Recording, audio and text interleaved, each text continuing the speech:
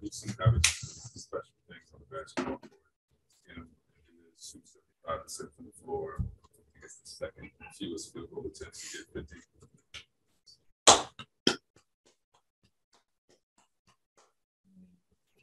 I've been saying it. It's pure. Everything he does is pure. You know, it looks so easy tonight. I look up, he got 10 points, and it felt like he only took 2 shots, the first quarter. And I told Seth, I'm like, damn, I didn't know he had it cooking like that. And I seen it in his eyes to start the game. He wanted to play better last game. So he came out here tonight and wanted to impact the game from the start. And he led us all night, hit big shots when we needed to. And it was just an incredible performance. Like, it's something you got, like, younger players should watch this game and learn what it takes to score at that level as 5'10", 5'11", for him to score that easy. I mean, that was just a masterclass. How big is this for the group? It's always good to get a win. I mean, we definitely want to play better than we did in the second half, but it's always good to get a W. And, we fight for our lives every game, to try to get in the playoffs, stay in the play-in. So we know how important every game is, so it's good to get a W. Obviously, you've played in a ton of real playoff games. So does it feel like the playoffs are kind of already starting for you guys when you look at where you guys are in the standings and where you want to get to? To be honest, I think early in the season, I felt that atmosphere. I mean, teams were starting to use playoff-type coverages to guard me, so I felt like that intensity to start. And I feel like our team brings the best out of other teams. So as you're preparing to play us, your coaching staff is going to make sure you're ready to play every day against us. So every game has felt like that, to be honest, And, from the outside, the fans' perspective and you guys' perspective, it's like, time to get it going in every game. It has some pressure to it, but as professionals, we felt that early on. We want to be great every day. Were you guys telling him how many he had? No. At the end, I seen Seth got a wide open 3 when Kai had 48. And on my mind, I'm like, you're going to dagger them at the house. You get to knock that 3 down, and he swung it back to Kai. And then I looked up, like, oh, he had 48, So it's one of those scores that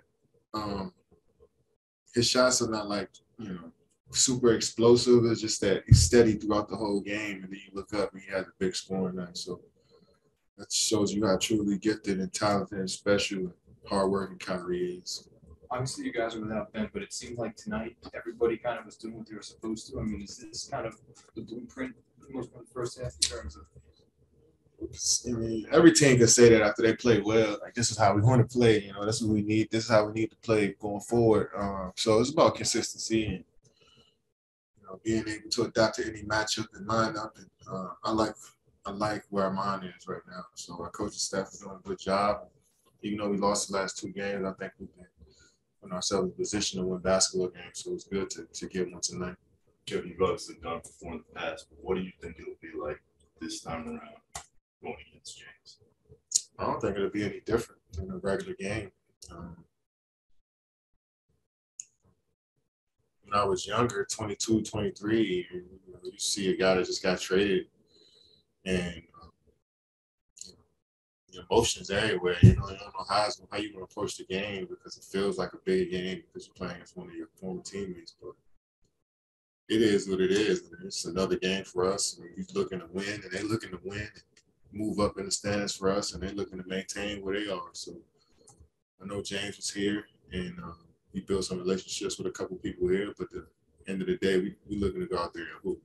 As you look back, in the last couple of weeks, do you think there was anything you guys could have said or done differently that would have changed his mind and wanted to make him want to stay here long term? No. I mean, you look at it, try to look at it from his perspective. You look up and Kai's not playing, and then I'm injured. He hasn't won a championship before, so he's looking at he's 32 years old, I guess, and looking at himself and wanting to make a decision to get on a team that can kind of get him to that contending, being one of the last teams standing. So if you look at it from his perspective, just say it is what it is. You can't really control how somebody feels when you're thinking like that. Hopefully stay healthy and their team stay healthy and we stay healthy and We have a great year. They have a great year. We can just move on from this, you know. Do you see anything extra with Ben having some hostile environment yourself in your career about Thursday and what it could look like, the environment? Absolutely not. That's one of those things he's gonna have to experience for himself. I can't go over there. Nobody's gonna hold his hand. I'm sure it's gonna be some personal attacks. There's gonna be some, something that might, some words that may trigger you as personally. But that's just how fans are. They want to get under our skin. They want to, let their voices be heard. I think part of the experience of coming to an NBA game is the heckle. Some people don't even enjoy basketball. They just like, their lives are so shitty that they get to just aim it at other people, so it's easy to kind of get that release at a basketball game. So Ben understands that, and I'm sure some stuff may be funny. You never know. But at the end of the day, we realize that life is amazing. We play the game of basketball for a living, and a little bit of trash talk is what it is. He never asked you about, like, when you get back. Like, did he ask you about OKC? Like, no, I mean, it's one of those things you just got to experience for yourself, embrace it. All the greats have been through being called the worst names in the history of the book, you know what I'm saying? And the good thing about it is that we get a chance to perform and shut the people up, It's a fun dynamic with fans and players because they really do love us at the end of the day. But a part of their job is to, be fans, be fanatics, be radical about the game and about their team. So we all understand this as professionals. And some of the stuff may go overboard, but at the end of the day, ain't nothing gonna happen to us, I feel. You obviously lived it at OKC game. You went back to Warriors. What is it like being in the middle of that kind of firestorm for fans? It's a different situation because I got to play and shut the people up every time I hit a jump shot. And when we win, it was good to. But Ben doesn't have that opportunity right now. He got to just sit there and just take a bunch of just people just being childish, throwing insults at his way because he didn't want to play basketball for them no more. I mean, it's funny when you look at it, the big picture.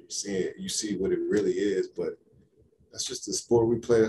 That's the profession we play. I mean, we guys making $40 million a year. You can take that for 48 for a couple hours. I'm sure Ben has that approach. What do you think the atmosphere is going to be like? It'll be loud. I'm sure Philly fans and people who are watching the game and media think this is somewhat of a budding rivalry. So I imagine it's going to feel that way. Philly has some of the best sports fans in the world, and it's only good that they come and show support to their team, but also want to come see how we look too. So, it shows that we got some talent over here as well. You don't think, just judging from what you say, I mean, considering the proximity and how good both rosters are and the way the whole trade went down, you don't think you could have a making of a rivalry until you meet them in the playoffs? Yeah, we played like 3-4 years in the playoffs against each other. Yeah, until we do that, I don't even think playing a team one time in the playoffs is a rivalry. Maybe not even two. I want to say 3 or 4 times that'll make you a rivalry. And the players got to stay on the same team. There's not a lot of continuity when it comes to personnel or coaching staffs in this league for you to have any type of rivalries. So, but like I said, this is entertainment. And a lot of fans and media guys people want to look at it that way, then have a good time. Enjoy yourself watching us play.